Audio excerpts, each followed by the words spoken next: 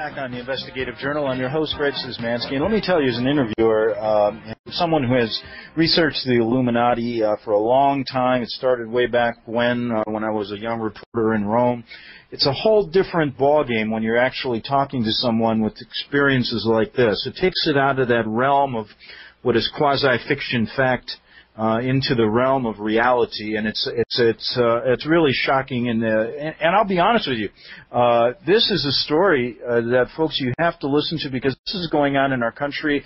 All the things you're seeing regarding our rights being taken away, the police state, the war in Iraq, 9/11, all these things have to do with this powerful group. And Svali, you know, we're talking about mid-level people, then we're going to talk about some of the lower-level people. I'm interested who they are. But I imagine a lot of these, you said they weren't happy, but a lot of them probably stay because it's very, I mean, it's a very lucrative way to live. I imagine you from wealthy families. Oh, yeah. In fact, and that's the main thing, that's one of the factors that keeps people in. The reason more people don't leave is because leaving means giving up your husband, your children, your entire family on both sides, your money, and basically for a lot of people leaving the group, it means giving up everything and starting out penniless and alone. And not only that, but then you're combating internal programming to recontact, to go back, to be loyal, to be a good member. And I've known many people that tried to leave and went back because they just couldn't take it.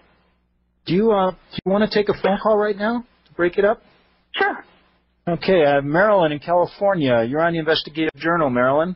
Yes, I've been just sort of caught part of this. I lost part of it. I'm listening on the Internet, but I didn't quite catch it. How did this woman become involved in this Illuminati training? Go ahead. Can you explain that, Svali? Yeah, I was taught it from early childhood. I was mentored into it. Trainers in the group are mentored. You work with older adults, and they show you, and you are given increasing responsibility until by the time you're in your teens, you are basically doing adult training responsibilities. You've been taught for years. Parents put you in it, or? Yes, they were members. Oh, I see. So it comes down through the one parent to another. Or from both. Are they private schools? Do what? Are these private schools? Well, when my children were schooled at private Christian schools, they were all Illuminati.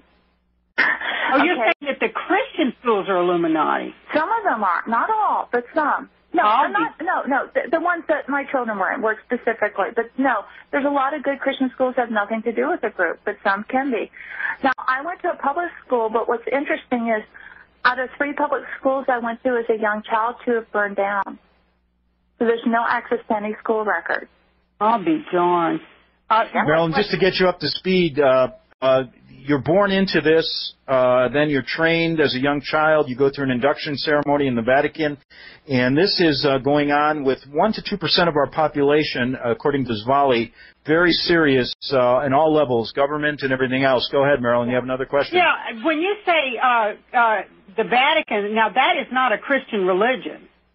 Okay, so I mean, I'm a Christian. But we do not look at Catholics as a Christian religion. We look at them as the precursor of the New World religion. So well, you know, if I may just break in, I grew up a Catholic. I don't get involved in the splicing of the religions. I'm basically stating that when I started researching the Illuminati as a reporter in Rome, and I realized there was a bad portion of the church, I looked at it. I had to deal with the evil and the good. And so that's the way I reconciled it, the evil within the Catholic Church at the high level of the Vatican, which seeps down into many, many areas. Go ahead. Okay, well, I won't argue that point. I don't agree with it, but it sounds like you have become possibly born again to get out of this. Could I be correct in that? Yes, Marilyn, very much. Now, first, I do want to say I am not slamming the Catholic Church or the average Catholic. I have many good friends that are Catholics, that are strong Christians. I became a Christian, and that's the only way I could get out. But just so you know, though, too, a lot of card-carrying Illuminists, well, we don't really carry cards, but I'm using that term. Yes. Are members of the Baptist Church, are members of Pentecostal churches. In fact, I was on the worship team for a Wesleyan church in San Diego in my day life. Okay. Okay. Yeah, I'm just very, very confused. I mean, I think this is interesting, and as far, you know, many people say that the Catholic Church will be the forerunner of the new world religion. There's some very good books out. In fact, I think you may have interviewed one of these men, the Grand Plan Design, John Daniel. Uh-huh. Do you remember that? Sure. Yeah. But go ahead. The average Catholic has no idea of what's going on in the Vatican. Yeah. I think that's interesting that the average Catholic would not go what's going on. That's just my take on it. Well, I'll tell you something. As an average Catholic going to Rome my first time in 1980, I didn't know what was going on, and I grew up as a Catholic, went to Notre Dame High School. It was quite a learning experience for me. Why do Catholics, when they find out how evil the church is, stay in it? I mean, do they really... Why would they want to stay in it? That's what bothers me. I know some good people that are like that, and I don't get it. Well, the only answer, I don't know. I mean, there are many Catholics that aren't actively practicing. Yeah. Thank you. But anyway, we'll leave that for another time. Thanks a lot, Marilyn. We'll be back on the Investigative Journal in 3 minutes with Svali. Okay, they're not going to get me, that's for sure. My house is anti-illuminated. It's not going to happen, folks. And, just to end that, Svali, before I get back to you, just to end that conversation we had with Marilyn about Catholicism, I look back and I really thank my dad. And I do it in kind of a way, I'm just thinking about it now. I didn't know what the church was about, but, something strange did happen when I was young. My mom died, and I was 10 years old. My brother was 6 months old at the time. She died of leukemia. It was a very, very tragic affair. It left my dad and me and my brother alone. And I remember my dad literally took a priest, a head Monsignor in our parish, and it was, I won't even tell you where, St. John Brebeuf, right outside of Chicago. And this man came into our house, I'll never forget it, and said that he was going to put me and my little brother in an orphanage. And my dad literally picked him up and threw him out the door, literally. And from that point on, my dad never went back to church again. My brother never went to a Catholic school. I, of course, asked if I could finish only because I had friends there. But, who knows what would have happened, looking back on what's the craziness that goes on in the church. But anyways, while you were talking about, something, these people that do not want to get out because of the financial ties. But let's go back when you were in the Illuminati, and how did this happen? How did you finally leave? And tell us this whole story about you leaving the Illuminati. We haven't touched on that yet. Sure.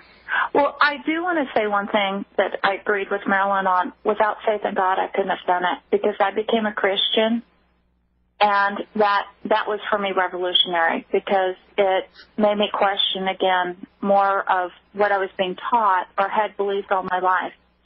I began to realize that what I was doing was wrong. I became increasingly cynical.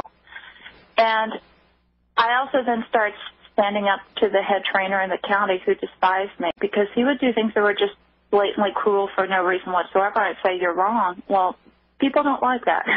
And he took it out on me in a lot of horrible ways. I finally made the decision to run.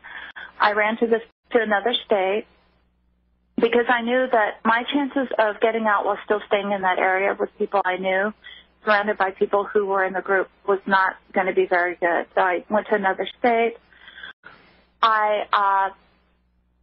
had to leave your family and everything, right? Everything. Well, my children were with their grandparents, and at that point I thought that was better than them being with my husband. And I was going to go get my kids. But my husband then called, and he said, I want to reunite with you. And I said, okay, that's wonderful. And I said, but you have to get help. You have to get some treatment, because we can't go on. You've got to get out of the group. And he said, okay. He said, I'll pick up the kids and meet you in a week. So, the day before he called, said, I'll be there tomorrow, blah, blah, blah. And so I was excited, thinking, oh, he's getting out. That's wonderful. Instead, he had gotten the kids several days before. He was lying to me. I didn't know it. I'd gone to a judge, and the day that he was supposed to arrive, there was a knock on my door. It was the policeman serving me divorce papers, and also a restraining order saying that I could not come within 100 yards of my husband or my children. And at that point, I felt slightly punished for leaving the group. I fought that, and I fought for 4 years with a court system that said that things like this didn't occur because my husband would go into court and say, this woman's psychotic. She's making it all up. There's no way. Ha, ha, ha. This stuff doesn't happen this day and age. And the judge would say, you're right. Slam. Full custody to the father. And I had to have supervised visitation for 4 years with my own children because I was considered a kidnap risk. But through a lot of prayer, I had my whole church praying for me here in Texas. And through what I believe are a series of miracles, my children were finally allowed unsupervised visitation with me after 4 years. And during that time, I said to my daughter, who was 14, I said, I want so badly for you to get out. And she looks at me and she starts going, oh, you shouldn't have said that, Mom. You shouldn't have said that, Mom. She just freaked out. She just totally lost it. And I realized it was her programming cycling because she was just terrified. She was like, why'd you say that? Why'd you say that? And I said, it's okay, honey, calm down. And then finally, she was just shaking. And then finally she said, well, I don't want to go back and get hurt. And then I said, you don't have to. And at that point, I faced federal prison, but I called my ex and I said, I will not let those children go back and get hurt again. And he flew out to get them. And he could have put me in prison at the time because I was breaking the custody visitation. And you know how strong the courts are on that? Mm-hmm. And I said to him, please, because my daughter and son said, we don't want to go back, Dad. We don't want to get hurt. We don't want to do this anymore. And he looked at them and he said, I want to go think about it. And so he went home. And I was praying for him at the time. And then that night he called me and he says, oh, my God. And I said, wait, he said, we've got to get out. And I'm like, yes, you do.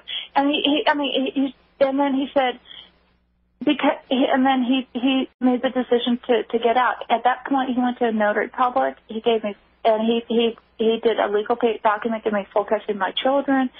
And then he said he was so sorry for it. He put me through the HELL. He put me through for years. Now, have you had any reprisals from anybody in the group since you leaving, or any warnings to be quiet or anything like that? Yeah, of course. I mean, and there's one time when I did write one article that named some specific dates and times, and I got hurt afterwards, and it made me very cautious. And that's why I don't give a lot of radio interviews, and why I don't do a lot of this. That's one reason why. Well, I appreciate this because, the number of people you're going to help by maybe waking up the American people, what's really going on.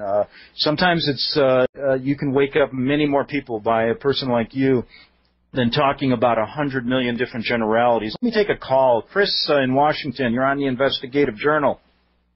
Hi. Svali, I just want to say how much I appreciate your bravery in presenting this information in the way that you are. I've read your website recently. And my question is very simple. Based on the information that you're presenting, I'm wondering what timeline the organization of the larger family that you're describing has for implementing the New World Order. Okay. I was told it would occur during my generation. I was told that by the year 2050 that they would be revealed. Now, again, their timelines change, though. In fact, I think jokingly referred to them as being like the Soviet Union because, you know how they had their 5- and 10-year plans and then things always got changed. In my own lifetime, I saw several different timelines for things that were supposed to occur change.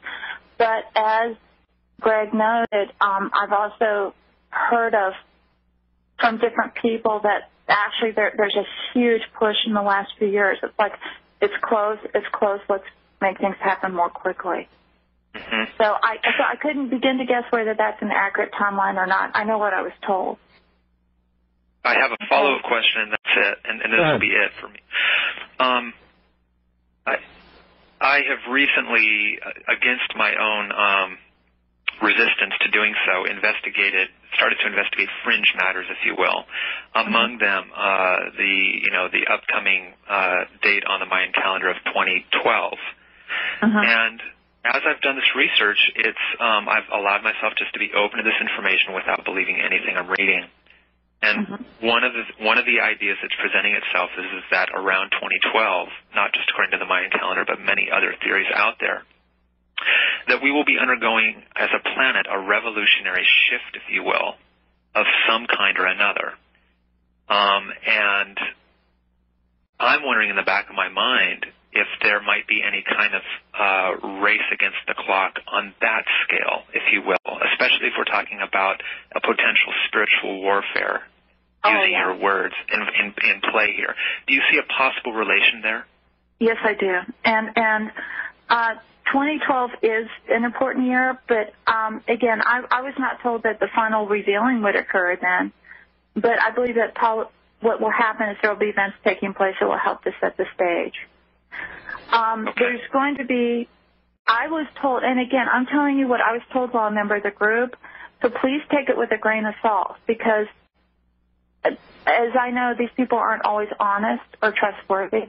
They are deceptive, but I was told that there would be an enormous economic collapse prior to the revealing, that basically the stock market would destabilize. Well, that appears to be already happening. Yeah, and well, and it's. I was told it would make the Great Depression look like Sunday school, and at that time, it's going to be. They're going to really be manipulating finances to bring about chaos, confusion, warfare, and then. I mean, but see, I don't like to be so negative. But I am telling you what I was taught when I was in the group. You know. Well, I so appreciate it. Yeah. And I'm sure we all do. Yeah, and so... You're a great voice. Well, thank you. I mean, I appreciate that very much. But out of this chaos, they said, would come order. See, the group believes that out of chaos comes order. Well, as far as I'm concerned, I'd rather just, let things, Svali, these guys want to bring down this country financially, whatever way possible. And right now, your voice is important in that. And, Chris, I really appreciate you saying that, because we want to stop these guys. I mean, come on. Let's get American people to get together and just put an end to this. We have a powerful group in numbers. We may not have the money, but we can take it back. And I don't want to be bullied by these kind of people. That's my feeling. Yeah. Let me take another call. Harper in Canada. Can you hear me? Harper? Hi. Yeah, go ahead. Okay, great. Go ahead. Great, thanks, Greg. And Svali, I read your expose when it came out on Suite101.com a few years ago, and I always wondered what happened to you because you vanished from Suite 101. So it's great to hear about you. A couple quick questions. I'll make them real fast. First is the term Moriah, conquering wind. I'd never heard that before or since I read it in your expose. I wondered if you could elaborate on that term a little bit. I also wanted to ask you if this cult, as far as you know, claims to or believes to derive any of its heritage from Atlantis or any other lost civilization. Okay. I'm not sure about the reference to Moriah you're describing, because Moriah is, I mean, but I can certainly address the second question. The Illuminati completely believe that Atlantis is real. They teach it to their children as part of the oral history. They believe it was one of the greatest civilizations that ever existed and one of the most advanced. And what they teach, their take on it is that Atlantis was a great race of highly intelligent people who had a highly advanced state, and who were highly enlightened. And what they teach the Illuminati children is that then this prophet of the enemy, who is the prophet of God, came and foretold their destruction if they didn't change their ways, because they were definitely occultists. They were Luciferian on Atlantis. I mean, that was the religion. And in fact, a lot of the advances that Atlantis enjoyed was passed down to them through supernatural means, is what I'll say. And so they lasted the prophet, and they killed him. And I guess sometime afterwards, we were taught that a few inhabitants escaped, but but tragically the great city was lost. And the Illuminati to this day mourn the loss of Atlantis, because they feel that few survivors that left were among the great people who helped found what you call the precursors of Illuminism. One more quick question, if I may, and I wanted to ask you if you have any reason to believe that the people, men and or women at the top of the pyramid, so to speak, practice a kind of magic where they are kind of skipping through time, in other words. Oh, yes. Oh, well, leaving one body, leaving a solar spirit, leaving one body and coming and being born into another one, and therefore, living through time. All the time. In fact, see, now I didn't go there in this interview because you start sounding wacko if you start discussing things like that. But in the spiritual side, they very much teach things like time travel, traveling out of body, psychic battling, things like that, things that cannot be explained by logic. And I saw things that I cannot explain through human intellect or reasoning that were highly supernatural and involve all of that and more. Okay, great. It's a pleasure to speak with you, man. God bless you. Thanks, Harper. I think we have Dave Wilcox called in. I think you know Dave through emails. Yes. Svali. Dave, you want to say hello, and they have a question for Svali? Sure. Svali, it's great to have you on the air. I'm really glad you decided to do it, so thank you very much. Oh, thank you, Dave. It's good to talk with you. Yeah, I feel like you're an old friend. I've been reading your stuff for so long, and you share so willingly and openly about yourself. It's a real honor to be able to speak with you in person like this. Well, go ahead. Well, Dave, you may have something you want to say to Svali. Go ahead. Sure. Question? I think one of the things I'd really like to have covered here is you shared with me in an email recently about the stages of enlightenment that they try to guide people through. Yes. And I would like you to try to sketch out for people how the behavioral conditioning that's coming through the media and the movies and so forth might have affected them. In other words, what personality characteristics would you see in a person when they have been influenced by these teachings? How would the average person who's not really a bad person start to be leaning if the Illuminati teachings were actually having an effect on them? What would they be like? What would start happening? Well, again, as I said, the average person is not going to be a member of the group, so the influence would be much less. But the media, I believe that, well, in fact, I know that some of the media that we're seeing nowadays is specifically targeted towards teaching people their philosophy or goals. All you have to do is watch a children's cartoons on Saturday morning, and almost across the board you'll see morphing, power battles, occult, and that's intentional. Movies coming out. But basically, if a person's being influenced by their teachings, that person will learn to not trust their own instincts, their own feelings, their own body, their own perceptions. They'll be looking outside for guidance. Second of all, they will be leaning towards a heavily occultic worldview. That leaning upon the occult is very heavily encouraged. All you have to do is watch Harry Potter.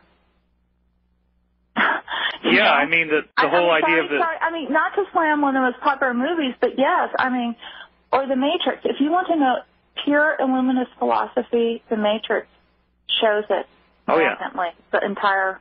Right down with Morpheus being broken down with the injections, and they said that it's like hacking a computer. Yeah. Okay, exactly. We're going to take a break.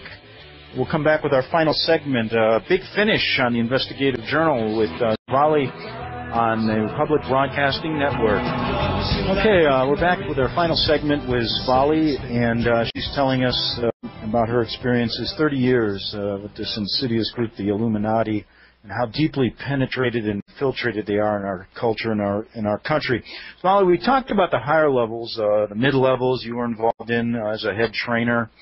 How low do they go? I mean, I've said all along they're involved in gang stalking, the MK Ultra program, infiltrating truth organizations, infiltrating groups that are trying to do good.